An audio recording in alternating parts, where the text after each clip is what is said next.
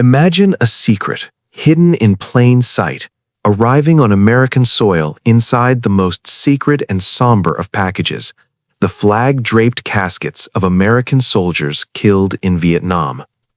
This wasn't the plot of a spy novel. This was the business model of Frank Lucas, a man who turned a moment of national mourning into a $50 million drug empire and changed the Harlem underworld forever.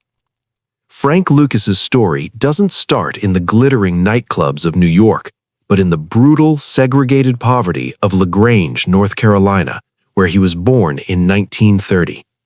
As a young boy, he witnessed a horrific act of violence that would scar him for life.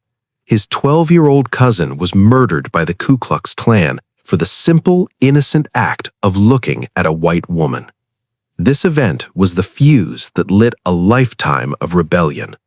After a violent confrontation with a white employer, Lucas fled north for Harlem, the mecca for Black America at the time, with little more than a burning ambition to never be poor or powerless again. In Harlem, Lucas fell under the wing of the city's most legendary gangster, Ellsworth Bumpy Johnson. For years, he served as a driver and trusted protégé, learning the intricate rules of the criminal underworld. But when Johnson died in 1968, Lucas saw an opportunity not just to inherit a piece of the pie, but to bake an entirely new one. The drug trade in New York was controlled by the Italian mafia through the French connection, which brought heroin in from Europe. Lucas realized that to truly dominate, he had to cut out the middleman completely. He decided to go straight to the source, the Golden Triangle in Southeast Asia.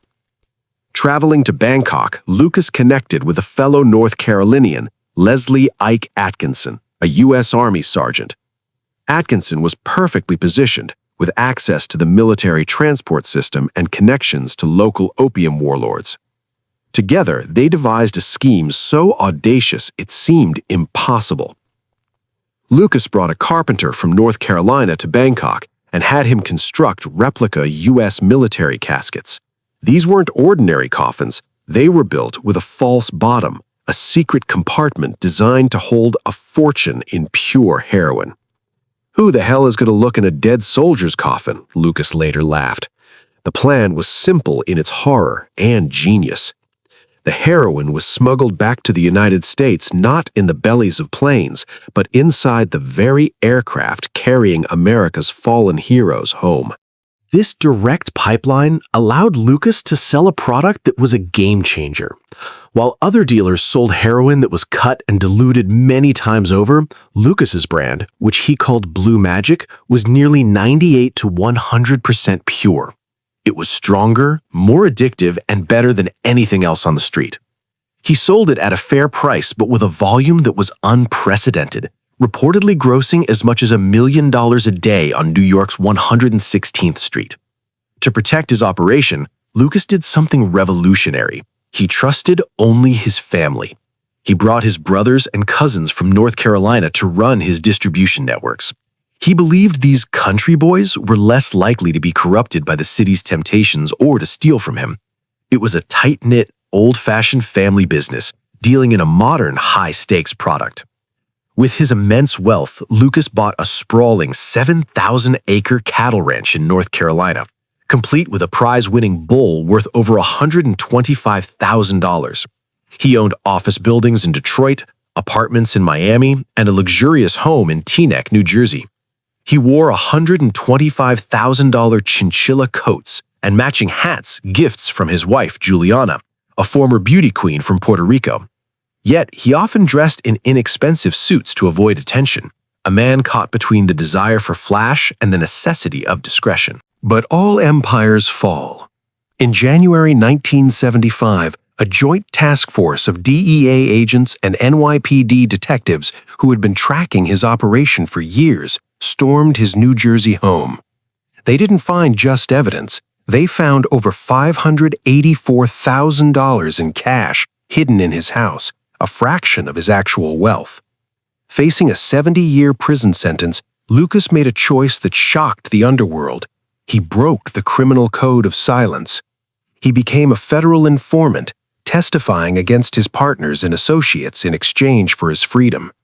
He and his family were placed in the Witness Protection Program, a final, ironic twist for a man who had built his life on loyalty. He was released after just 5 years, but his life as a kingpin was over. He would serve more time in the 1980s for another drug deal, and again in his old age, confined to a wheelchair, for trying to scam the government out of a small disability check.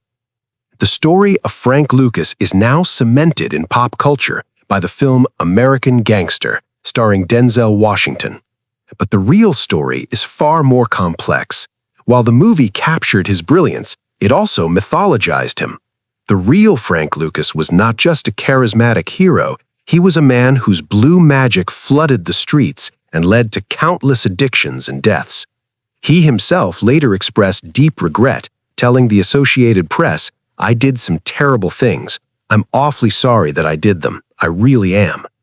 When he died in 2019 at the age of 88, the world didn't just lose a drug lord, it lost a man whose life was a dark, compelling reflection of ambition, family, and the brutal reality of the American dream.